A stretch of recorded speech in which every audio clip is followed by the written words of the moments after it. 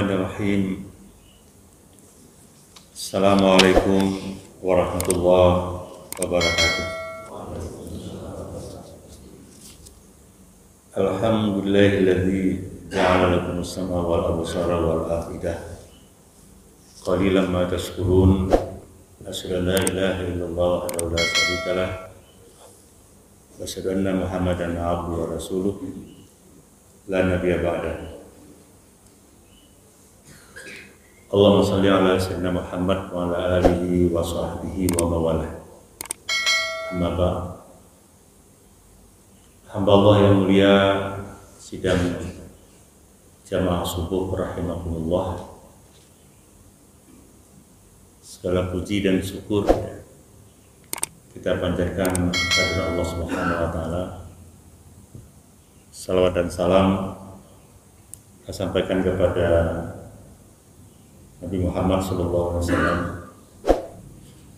dan juga kepada seluruh keluarga, para sahabat serta pengikutnya hingga akhir zaman. Sahabat saya Pak Sahrir meminta untuk mengisi tausiah ya subuh ini. Mohon maaf ada minggu sebelumnya juga diminta, tapi saya tidak berkesempatan untuk hadir. Jadi pagi ini bayar utang lah ini, bayar janji. Untuk waktu kebersamaan ini saya ingin menyampaikan apa yang bisa kita pahami dari firman Allah Subhanahu wa taala. A'udzubillahi minasyaitonir rajim. Wa in ta'uddu ni'matallahi la tuhsuha. Innallaha laghafurur rahim. Shadaqallahu azim. Al-Qur'an surah An-Nahl ayat 14. Wa in ta'uddu, sekiranya Anda ingin menghitung nikmat Allah, apa yang ingin kita hitung? Nikmat Allah, la tuhsuha, maka Anda punya keterbatasan, tidak akan mampu untuk menghitungnya, atau tidak akan pernah tercapai penghitungan nikmat itu. Innallaha laghafurur rahim. Sungguhnya Allah adalah Maha Pengampun lagi Maha Penyayang. Tadi di dalam pengantar Ustaz Sahrir, sahib saya, mengatakan marilah kita mensyukuri nikmat yang diberikan oleh Allah. Jadi pertanyaannya, sebenarnya apa sih nikmat itu yang perlu kita syukuri? Sehingga di dalam Al-Quran ini, minimal pada ayat An-Nahl ini,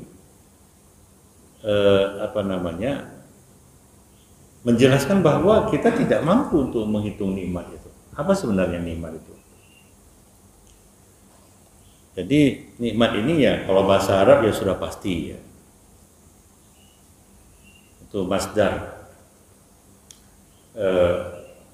Pemaknaan daripada nikmat ini, sebenarnya nikmat adalah pemberian Allah Subhanahu wa taala. Kalau ulama menjelaskan itu khusus untuk manusia, tidak termasuk makhluk lainnya seperti hewan ya, tidak termasuk.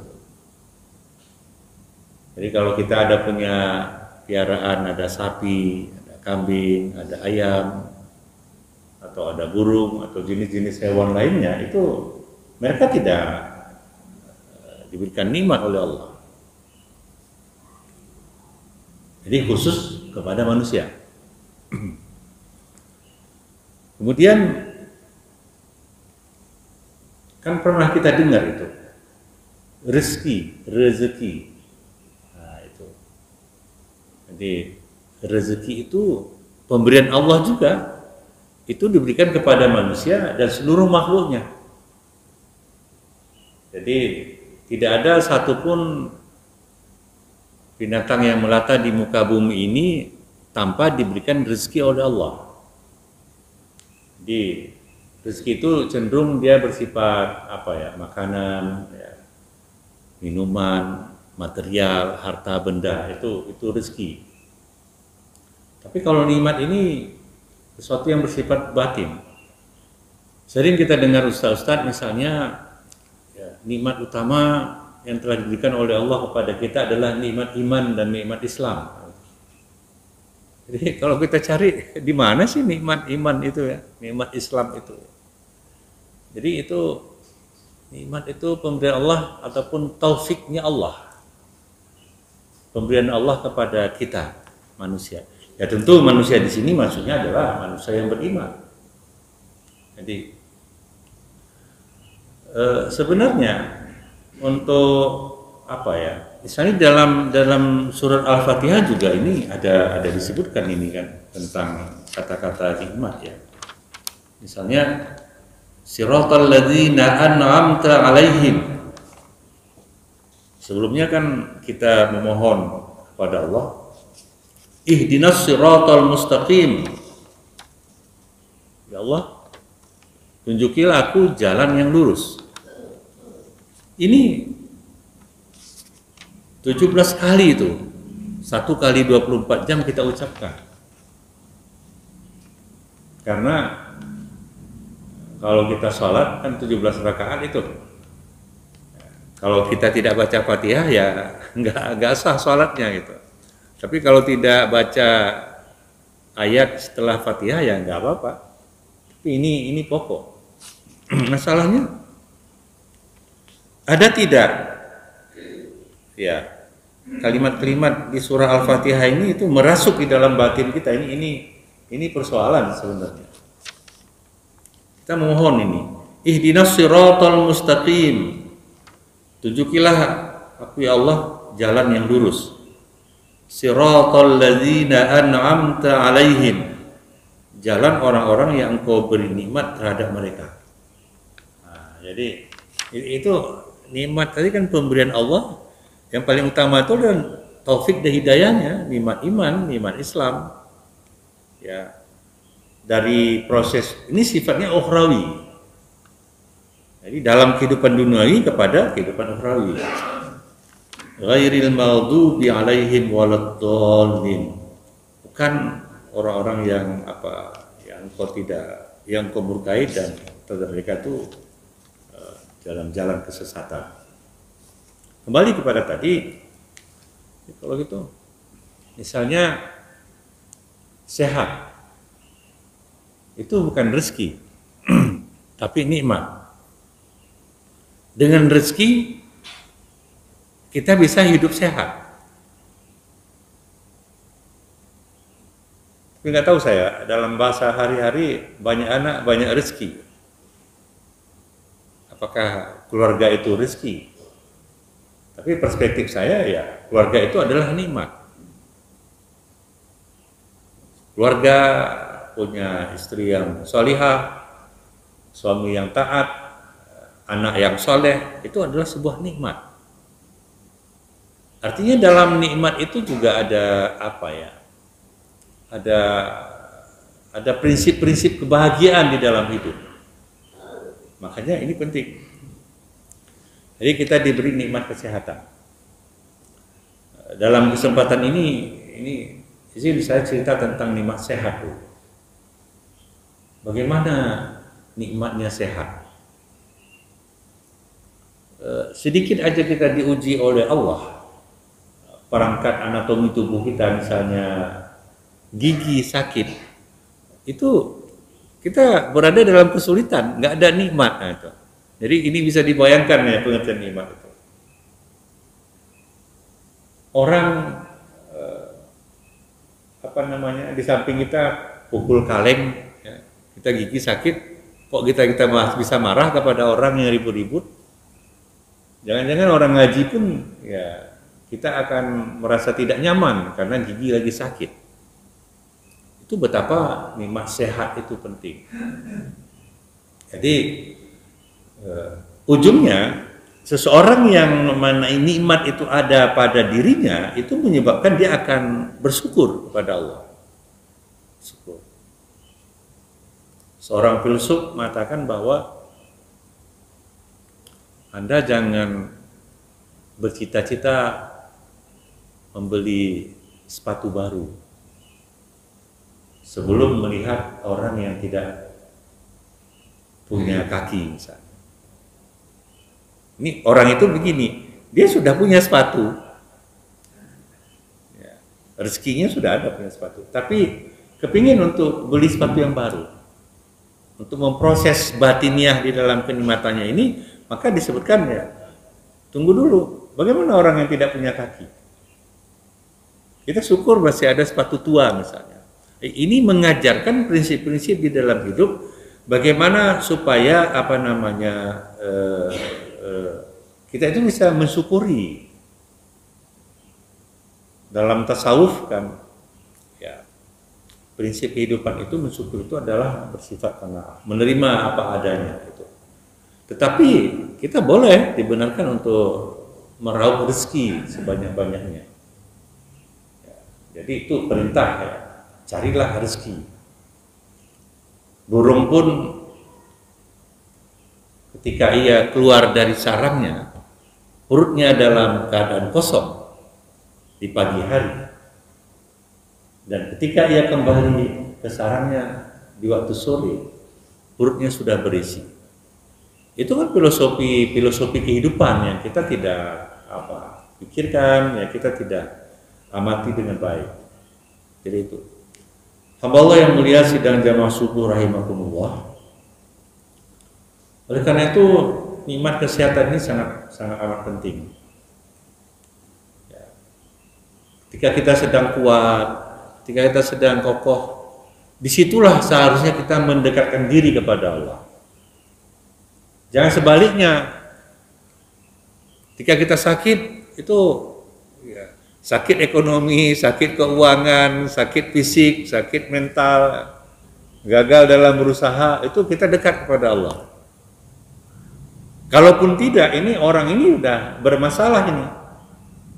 Bermasalah ini.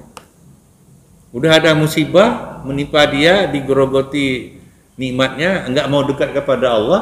Orang-orang seperti ini bermasalah sebenarnya. Nah, jadi seharusnya kita kapan aja harus dekat kepada Allah. Lagi ada fasilitas, lagi ada kemudahan, dekat kepada Allah. Ada sedikit diberikan nikmat amanah kepemimpinan oleh Allah. Syukuri amanah itu. Keren itu, seorang pemimpin, ada staf, ada bawahannya, patuh dan taat, itu sebuah nikmat.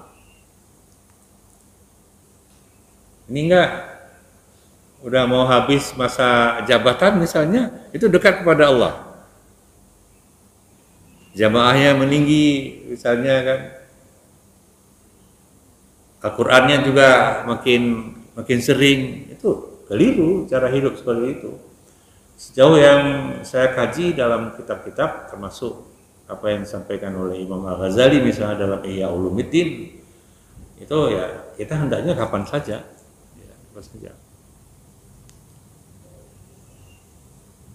Ketika mata sudah rabun, berdoa kepada Allah, sembuhkanlah mataku, sehat seperti dulu, insya Allah aku akan ngaji banyak Al-Quran ya. Itu udah keliru prinsip-prinsip seperti itu. Memang dalam Al-Quran disebutkan bahwa nanti kita ini di hari kiamat itu datang kesadaran. Oh begini hari kiamat ini, begini huru haranya, begini siksaannya, begini kondisinya. Itu lapor kepada malaikat. Oh ini nggak bisa ini, nggak sanggup saya ini. Ya Tuhan, kembalikan aku ke dunia sekejap aja, supaya aku lebih memperbaiki diri, bertaubat, untuk beribadah, berbakti padamu, supaya bisa menjalani kehidupan ukhrawi itu dengan nyaman dan tentram. Itu ada disebutkan di dalam Al-Quran ini. nggak berlaku lagi. Kalau sudah nanti di hari kiamat sana, di yaumil mahsyar, nggak berlaku lagi seperti itu. Ya sekarang ini. Oleh karenanya, lagi sehat, ya marilah ya kita itu tidak hanya menikmati nikmat, tapi juga harus bersama pemberi nikmat. Ini orang Arab bilang begini. Anta fi ma'ayatin ni'mah am fi ma'ayatil mun'im. Apakah Anda ini beserta menikmati apakah kehidupan Anda ini dalam nikmat? Dalam kenikmatan? Apakah kehidupan kita ini dalam nikmat atau dalam kenikmatan? Anta fi ma'ayatin ni'mah am fi ma'ayatil mun'im, atau kita ya dalam kehidupan pemberi nikmat. Maksudnya begini, kita ini hidup penuh kenikmatan atau kita hidup bersama dengan pemberi nikmat. Siapa pemberi nikmat? Itulah Allah Subhanahu wa taala. Jadi jangan-jangan kita ini apa ya, kita hanya bersama dengan sebuah kenikmatan, tapi lupa kepada pemberi nikmat. Dan ini sangat berbahaya. Ketika seseorang diberikan anugerah rizki, diberikan kenikmatan hidup oleh Allah Subhanahu wa taala, nikmat sehat, nikmat iman dan sebagainya itulah ya. Tapi lupa kepada pemberi nikmat, di saat itulah ia tidak akan pernah mau bersyukur kepada Allah Subhanahu wa taala. Jadi untuk mendatangkan rasa syukur ya kita harus paham kepada pemberi nikmat. Nah, ini prinsip-prinsip akidah nantinya. Itu bagaimana kita memahami atau mengenal Allah Subhanahu wa taala. Banyak dimensi-dimensi tasawuf yang perlu kita pelajari. Seperti ini misalnya, kita barusan ya sholat subuh. Itu kan sebagai sebuah apa ya? Prinsip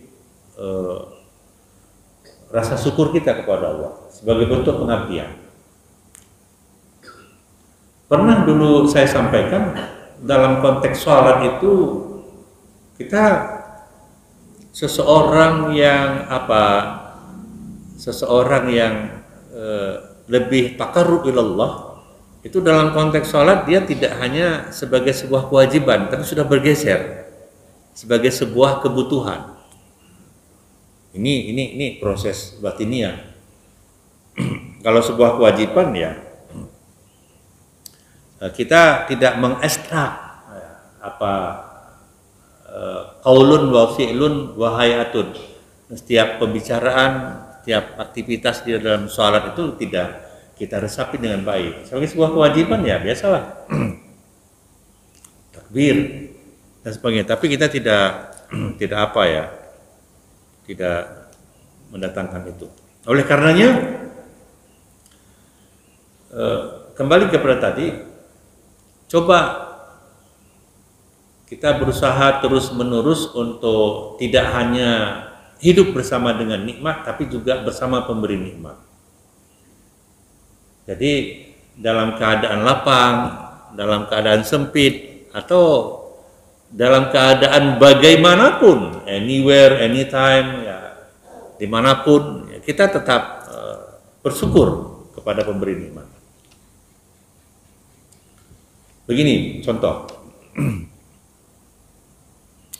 saya nggak habis pikir ya pola-pola kehidupan kemanusiaan. Contoh misalnya, kalau kita hendak ke Medan, itu kan bisa ditempuh dengan berbagai cara. Yang pertama dengan jalan kaki, bisa sampai ke Medan. Orang-orang dulu kan jalan kaki, bersepeda sampai ke Medan, naik bus sampai ke Medan, naik mobil pribadi sampai ke Medan, naik pesawat sampai ke Medan. Semakin mahal kendaraan yang kita gunakan, nikmatnya akan beda. Kalau kita tidak menggunakan kendaraan, ya beda nikmatnya. Dengan jalan kaki beda nikmatnya, dengan sepeda beda nikmatnya, dengan mobil beda nikmatnya, dengan bus lain nikmatnya, dengan pesawat begitu juga. Itu adalah sebuah kenikmatan dalam sebuah perjalanan.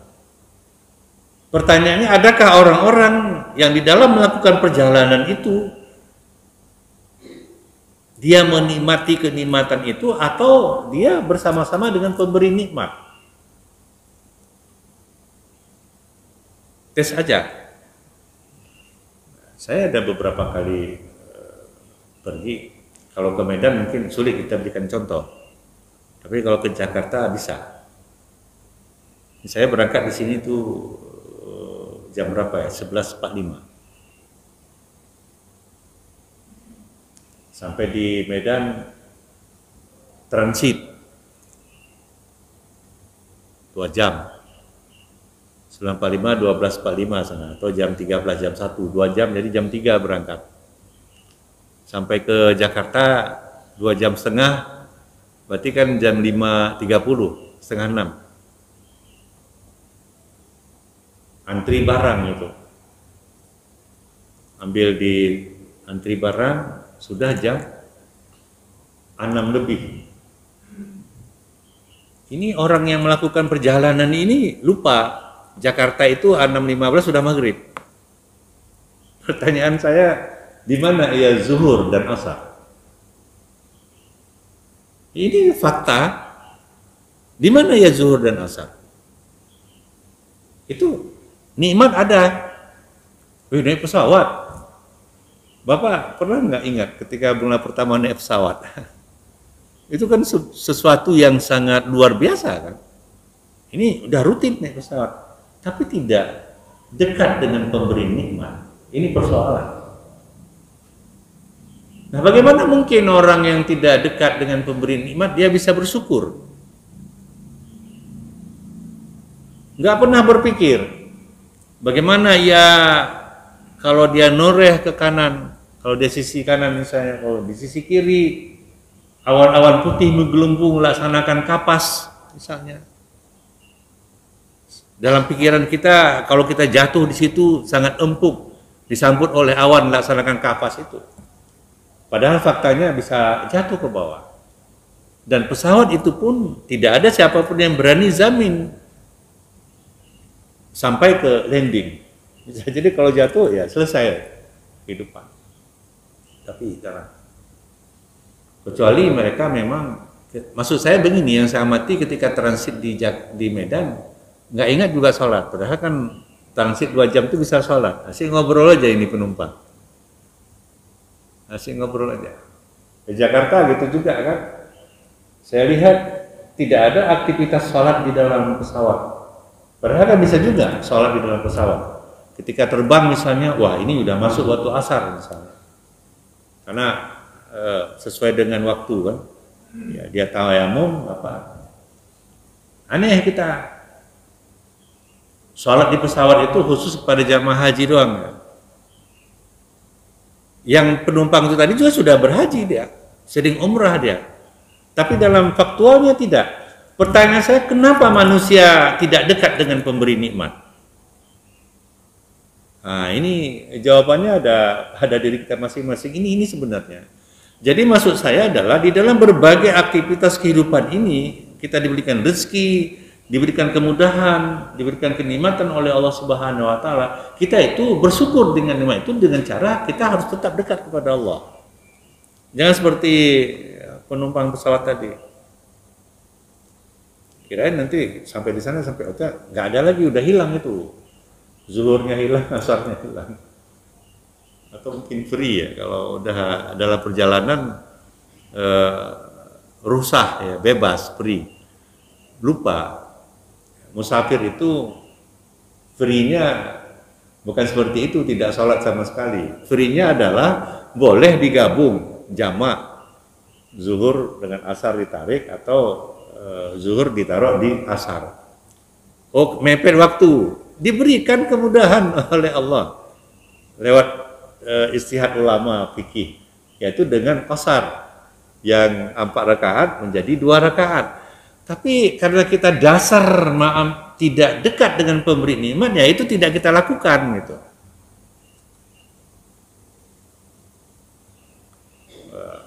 Ini kritik sosial. Ya silakanlah, mungkin ada yang tidak senang dengan statement saya, ya silakan aja. Saya kan hanya, ya namanya tausiah itu kan mengingatkan. Kalau bisa kita perbaiki, bukan hanya untuk hadirin tapi untuk saya juga. Tadi saya kemari itu jam 4 lewat 20 menit. Pas di jalan apa namanya ini, T-nya Arif, kan Car Free Day itu. Ya kan, Car Free Day, itu jam 4.25 di situ. Itu sudah penuh aktivitas. Ada yang lagi pasang tenda, mobil, pasang kursi dan sebagainya. Saya pingin someday nanti mungkin di situ kita monitor sampai selesai subuh. Ada subuh nggak itu? Itu mencari rezeki Allah loh. Ya, kalau salat ini pengabdian kita kepada Allah nggak benar ya, saya meragukan. Kan sering kita dengar itu, as-salatu imaduddin, faqad aqamaha faqad aqamaddin, wa man tarakaha faqad hadamaddin. Siapa yang menegakkan, dialah yang menegakkan agama. Siapa yang meninggalkannya, dialah yang menghancurkan agama. Jadi bukan radikalisme, bukan terorisme sebenarnya. Diri kita itu, kalau kita tidak menjaga, memelihara sholat, itu nikmat iman kita sudah tergerogoti, kitalah sebenarnya yang menghancurkan agama itu. Karena kalau orang-orang yang tidak sholat, ya tentu pikirnya bisa aneh-aneh, bisa tidak jujur, bisa orang sholat pun kadang-kadang tidak terkontrol kejujurannya, apalagi mereka yang tidak sholat. Jadi ini banyak itu. Ya beda-beda lah, karena kalau di Arab lain lagi. Kalau Bapak Ibu pernah umrah, pernah haji, itu begitu 10 menit jelang azan, orang nggak peduli lagi, gedenya ditinggalin. Nggak ada apa pakai gombok 3 macam gomboknya, nggak ada. Tinggalin aja, pergi dia terus untuk sholat. Apalagi di seputaran Masjidil Haram. Kalau di kita belum. Kenapa? Pengamalan keislaman kita ini kan sibuk kepada simbol-simbol. Tapi ada bagusnya, di Aceh lumayan kalau untuk hari Jumat itu memang sudah terukur. Ya. Malu seorang laki-laki lalu lalang di ketika Jumatan. Nggak ada, itu memang terukur. Semuanya orang ke masjid. Malah masjid-masjid di mana-mana over. Nggak muat di dalam sampai membludak keluar. Kalaupun ada orang di kedai kopi ataupun di kedai pasar, itu dia akan tutup. Dia tidak akan nampakkan dirinya kepada publik. Itu beda. Tapi kalau di tempat lain ya sama aja. Kita nggak tahu ini apa hari Jumat atau bukan, ya sama aja. Nah kembali kepada tadi, di dalam bagaimana kita itu jangan hanya hidup dengan nikmat. Ini sebenarnya tracing point kita subuh ini adalah kita jangan hanya menikmati kenikmatan tapi lupa kepada pemberi nikmat. Bapak Ibu ada cerita nih. Dalam hadis qudsi di An Abi Hurairah radhiyallahu an, itu hadis ini diterima dari Abi Hurairah. Abi Hurairah itu kalau nggak salah saya Abdullah bin apa namanya, bin Umar, atau nanti kita cari kembali lah sama-sama. Yang jelas itu Abdullah namanya. Tapi kenapa disebut dengan Abi Hurairah? Abi itu bapak, Hurairah itu kucing, bapak kucing, kan gitu kan. Kalau orang Arab kan suka dengan lakap itu. Tapi ini bukan sembarang lakap ini. Itu Rasul yang memberikan nama kepada Abdullah ini tadi sebagai bapak kucing. Ya, katanya begini, ya, ketika sholat, itu kan. Jadi Hurairah ini keluar dari gamisnya anak kucing gitu, kucing. Dia cinta kepada kucing, senang dengan kucing. Sahabat Rasul ini, nampak kepalanya, Aba Hurairah, nah, gitu. Jadi Rasul menabalkan dia dengan nama panggilan Bapak Kucing. Itu ceritanya seperti itu. Jadi an Abi Hurairah radhiyallahu anhu qala Rasulullah sallallahu alaihi wasallam, innallaha yaqulu fi yaumil qiyamah. Jadi diterima hadis ini dari Abi Hurairah radhiyallahu anhu, Allah meridai dia. Beliau berkata, qala Rasulullah sallallahu alaihi wasallam bersabda, innallaha yaqulu fi yaumil qiyamah, sesungguhnya Allah pada hari kiamat nanti, yaqulu fi yaumil qiyamah. Apa kata Allah? Ya bani Adam, wahai manusia, maritu, aku sakit, falam ta'udni, kenapa engkau tidak jenguk aku? Nah ini kan jadi bingung kita kan, ini Allah nyindir kita ini. Hei manusia, aku sakit, kenapa kamu tidak berzuk aku? Kita itu manusia akan jawab, kaifa a'uduka fa innaka rabbul alamin, bagaimana aku menjengukmu ya Allah, sementara engkau adalah Tuhan sekalian alam. Jauh kali jarak kita, nggak mungkin kita jenguk Allah sakit, kan begitu. Ini dalam kira-kira bahasa yang lebih mudah dipahami begitulah. Allah Ta'ala, maka Allah berkata, imma alimta abdi marda falam ta'uka. Ketika Anda ketahui bahwa hambaku sakit, kenapa kamu tidak jenguk dia?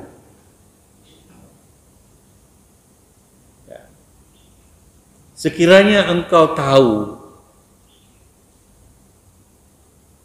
sekiranya engkau jenguk hambaku yang sakit, lawajatani, sungguh engkau akan temukan aku di sana. Wah ini kan sangat filosofik ini kan. Maksudnya begini, hai kalian ini kenapa enggak lihat aku sakit? Kita jawab, loh bagaimana mungkin aku lihat engkau ya Allah? Engkau kan Tuhan sekalian alam. Ada enggak paham? Ketika para hambaku sakit, kenapa kamu tidak jenguk dia? Sekiranya kamu jenguk hambaku yang sakit, engkau akan temukan aku di sana. Nah, gitu itu dialognya itu. Rawahu Muslim. Hadis ini riwayat Muslim. Pertanyaan kita, bagaimana kita menjenguk orang sakit, kita bisa menemukan Tuhan di sana? Itu yang tadi. Ini saya ambil sebenarnya dari penjelasan itu, siapa namanya, Imam Sa'rawi, itu dosen Al-Azhar Mesir, yang dia tidak mau diserahin jabatan, dia menolak supaya tidak meninggalkan fitnah, dia keluar dari Azhar. Padahal tokoh besar itu, kontemporer. Kitab tafsirnya bagus sekali. Oke. Bagaimana ceritanya ini? Kok ada Tuhan? Seseorang bisa menemukan Tuhan ketika ia membujuk orang sakit. Dalam hadis lain disebutkan adalah hakku muslim ala muslim sittatun. Hak seorang muslim dengan muslim lainnya itu ada 6. Salah satunya adalah apabila ia sakit maka kunjungi. Saudara kita sakit, ya, kita kunjungi ia sakit, itu hak dia, itu kewajiban kita untuk mengunjungi. Jadi kalau kita mengunjungi orang sakit, kita akan temukan ada Tuhan di sana. Begini, apa yang ini proses kehidupan? Apa yang pelajaran yang bisa kita ambil, kita petik hikmahnya ketika menjenguk saudara kita yang sakit? Saudara kita sakit, kita datang menjenguk, kita itu kan sehat. Nikmat kesehatan ada pada diri kita. Seharusnya ketika menjenguk saudara kita sakit, kita ingat kepada Allah. Kita temukan Allah pada diri orang sakit, karena kita sehat. Berpikir nggak? Bagaimana kalau saya sakit? Ada nggak orang yang menjenguk saya seperti saya menjenguk sahabat saya yang sakit? Itu prosesnya. Makanya kan ada etika, tata cara menjenguk orang sakit. Ya kan? Orang lagi susah, orang lagi sakit, harus ada etika. Kalau orang tidak punya anak, jangan Anda menceritakan kesuksesan anak Anda di depan orang tidak punya anak. Orang lagi yang musibah, jangan ceritakan kesenangan-kesenangan Anda. Orang yang sakit, ini sakit nih, tapi masih bisa ngomong kan? Oh, kalau saya makan nasi tambah 3 kali juga masih bisa. Nggak boleh seperti itu. Ada etika-etikanya. Tapi yang paling penting adalah merujuk pada hadis qudsi. Insya Allah kita temukan Tuhan pada diri orang yang sakit. Kalau kita mau berpikir, kalau saya seperti itu memahaminya. Makanya dianjurkan kita ketemu orang sakit. Wah, mana tahu masuk pesan ada teman tabrak di jalan raya, kan sakit di IGD apa itu. Makanya profesi dokter itu bagus, sangat luar biasa itu. Seharusnya seorang dokter dia akan selalu dekat dengan pemberi nikmat. Kita nggak habis pikir ya. Pernah dulu seorang teman saya, sahabat saya, dikabarkan sakit, stroke di Rumah Sakit Zainul Abidin. Saya datang, bezu, tidak boleh, emang nggak boleh, karena orang lagi stroke, lagi di ruang apa namanya itu, ruang isolasi. Nggak ngerti saya istilah kedokteran ruang isolasi.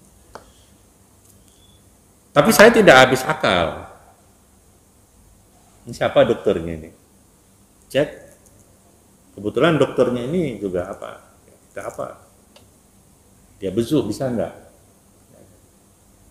Itu apa pelajaran yang saya petik? Itu rupanya orang stroke tuh macam-macam ya, budaya, sangat luar biasa. Itu beliau yang sakit itu dibor itu.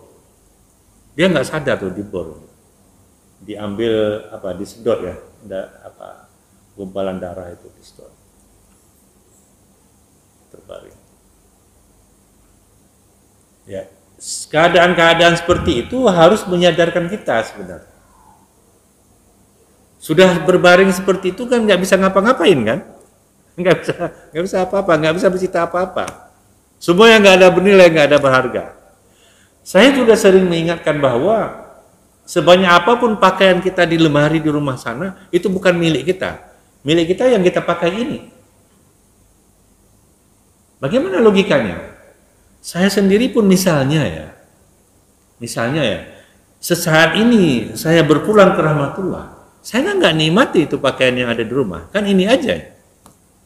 Tapi kita tidak mau berpikir seperti itu. Nah, kembali kepada tadi, makanya ketika sering-seringlah membujuk orang sakit. Memang kalau ada juga seninya menjenguk orang sakit ini sebenarnya.